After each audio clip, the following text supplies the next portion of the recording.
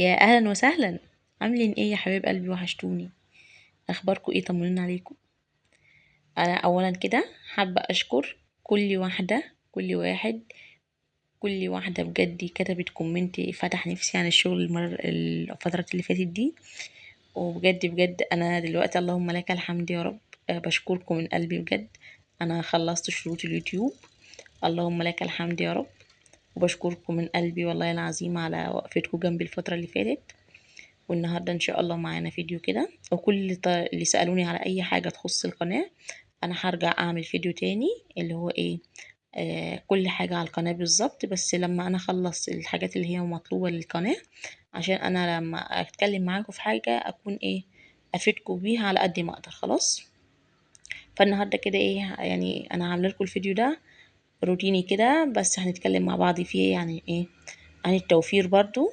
وازاي يعني انت من مصروفك او من مصروف البيت او من الفلوس اللي انت هتحوشي بيها دي، ازاي تشتري شقة، ازاي يكون عندك بيت ملك من الحاجات البسيطة اللي احنا بنقول نحوش منها دي.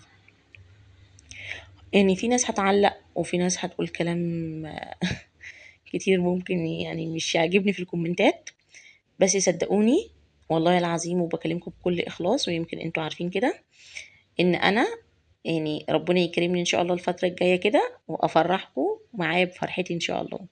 خلاص.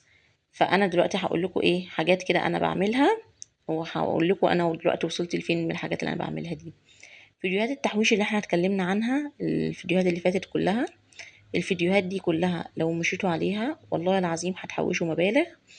ومثلا يعني انا بعمل حصلتين ماشي. حصالة بجيب كل يوم كل اسبوع اي فلوس معايا فضة، اي فلوس ورق، مثلا 5 جنيه، 10 جنيه، 20 جنيه، اي مبلغ ايا كان، بحطه في الحصالة اللي هي الايه اليومية دي. على اخر الاسبوع بروح عاملة ايه، بروح جايبة عاملة ايه بقى يا بنات، بروح جايبة الفلوس اللي معايا دي اشوفها قد ايه، مثلا 20 جنيه، 30 جنيه، 50 جنيه، 100 جنيه، على حسب ما ربنا ايه بيكرمني بقى والم. واروح مجلمداها، يعني لو انا مثلا لميت ال100 جنيه في الاسبوع وفي ال10 ايام او في ال20 يوم على حسب، بس انا ايه لازم الحصاله دي كل اسبوع اشوف انا ايه حصلت على كام فيها. واروح مجلمداها، مثلا لو لميت 20 جنيه فضه بروح جايباهم ورقه ماسكه بعضها، واروح جايبه حصاله تانية كده كبيره صعبه الفتح بقفل ومفتاح، واروح ايه حاطه المفتاح في قلبها مثلا، واروح قافله اللي عليها بالقفل عشان ما اعرفش افتحها غير اخر السنه، واروح ايه كسره القفل بقى اخر السنه وخلاص على كده. اصل لو معاكي المفتاح بتاعها غصب عنك هتفتحيها ماشي. فانا بروح عامله كده، واروح ايه حاطه الفلوس فين في الحصاله الكبيره دي. باجي على اخر السنه مثلا لميت لي مثلا 5000، 10000، 2000، 1000، على حسب القدره بتاعتك وعلى حسب يعني الحاجه اللي انت بتوفري منها. زي ما قلت، احنا نوفر من فلوس السوق، ان احنا نساعر ونمشي ونشوف الأسعار، ومش نشتري من أول حد يقابلنا. ال2 جنيه و3 جنيه دول بيعملوا معانا مبالغ. برضو الحاجات بتاعت العطار نفس النظام. التوابل نشتريها شهريا، حاجات كتير احنا اتكلمنا فيها. وبعد كده يا إما تعملي جمعية بالفلوس دي لو تقدري، مثلا كل شهر تدخلي جمعية مثلا ب1000 جنيه، تبقى انت كده ست كويسة جدا.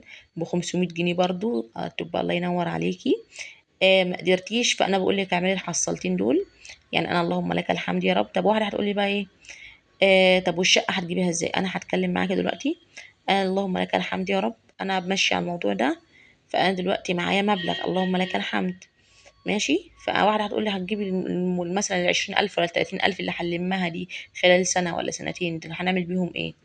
بصي يا حبيبتي، دلوقتي شقق الإسكان اللي تبع الدولة بتنزل، بتجيبي كراسة الشروط وبتقدمي. يعني أنا إن شاء الله بإذن الله مستنية التقديم اللي هو في 1/11 إن شاء الله الشهر الجاي. فالمبلغ اللي أنا لميته ده هروح أدفعه مقدم، وأقدم لي على كراسة في على شقة. أقدم أخد الكراسة وأقدم على شقة فين؟ في العاشر إن شاء الله، ربنا أحيانا وربنا أراد لي بكده ماشي. فانا بقول لكم وبشجعكم لان انا هعمل كده ان شاء الله. وانا نفسي في والله العظيم نفسي لكل ست ان هي يكون عندها بيتها خاص، شقتها الخاصه بعيده عن اي حاجه. حصل لها اي ظرف في اي وقت تبقى لها بيتها، لها مكانها، محدش يتقل منها ولا من ولادها. فاهميني؟ فانا يعني حبيت يعني اتكلم معاكم في الموضوع ده النهارده. انا كنت نفسي اطلع فيديو واكلمكم كده، بس يصدقوني تعبانه شويه. فانا ايه عامله لكم ايه، هو الفيديو ده يعني موجود عندي مصوراه ايام ما كنت بعمل الاكل والكلام ده. فحبيت اتكلم انشره واتكلم معاكم برضو ايه بالصوت كده. ادعوا لي ربنا يشفيني يا رب، انا داخل عليا دور برد فيعني الحمد لله. فكل واحدة بقى يعني تحاول ان هي تلم على قد ما تقدر، تدخل جمعية اخر السنة تقبضها 5000 10 آلاف 20 ألف على قد ما تقدر.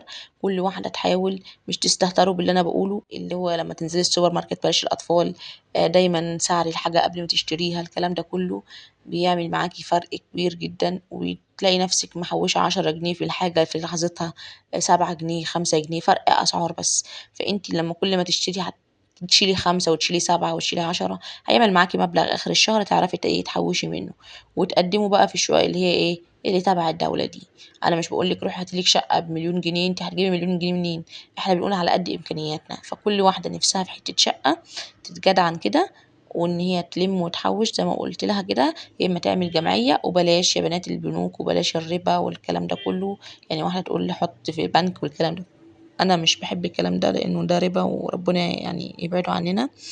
عشان ربنا يبارك لك في القرش بتاعك. اي قرش انت تلميه، اي قرش تتوفري عليه 500 1000 2000، لو مش عامله جمعيه، ووقت برضو ما تعملي الجمعيه وتقبضيها على بعضها مثلا 10000 15000 2000 1000 5000، ان شاء الله تقبضها 500 جنيه الجمعيه بتاعتك دي، تنزلي تشتري بيها حاجه دهب، وتحوشي حاجه دهب على حاجه دهب على حاجه دهب. حتى لو بريمة حلق ماشي، لو خاتم أطفال صغير ب1000 جنيه ولا 2000 جنيه 3000 جنيه على حسب وزنه. بتجيبي الحاجات دي وتعينيها كده لحد لما ربنا يكرمك، تجمعي لك مبلغ كويس بتبيعيها، وتتوكلي على الله ايه، بتروحي تسألي على الشقق دي وتقدمي. وان شاء الله ان شاء الله بإذن الله كل واحدة بإذن الله كده، او تكون فتحة خير علينا كده يعني، وتكون الفكرة عجباكم. وكل واحدة تحاول تلم على قد ما تقدر، وكل واحدة تحاول تمسك ايديها على قد ما تقدر. انا كل اللي بتمناه والله العظيم من ربنا ان يعني احنا كستات يعني ما نحتاجش لحد ابدا غير ربنا سبحانه وتعالى. فيا رب الفيديو يكون عجبكم النهارده، ويا رب تكونوا استفدتوا لو بمعلومة بسيطة. وحاولي يا ست الكل انت وهي ما تضيعيش اي قرش في الفاضي، وتقولي يعني ال5 جنيه هتعمل ايه وال10 جنيه هتعمل ايه. والله هيعملوا كتير جدا، ما تستهونيش بالحاجات دي. وان شاء الله ان شاء الله اشوفكم في فيديو قريب جدا باذن الله، اطلع معاكم نتكلم مع بعض. وما تنسونيش تدعوا ليا. وشكرا من قلبي لكل واحدة وكل واحد بيدعمني. وشكرا لحبايب قلبي اللي اشتركوا جديد في القناة، بشكركم من قلبي. وشكرا على تعليقاتكم اللي بتفتح النفس، بجد أنا بشكركم من قلبي، ربنا يخليكم ليا يا رب. وإن شاء الله أشوفكم في فيديو جديد.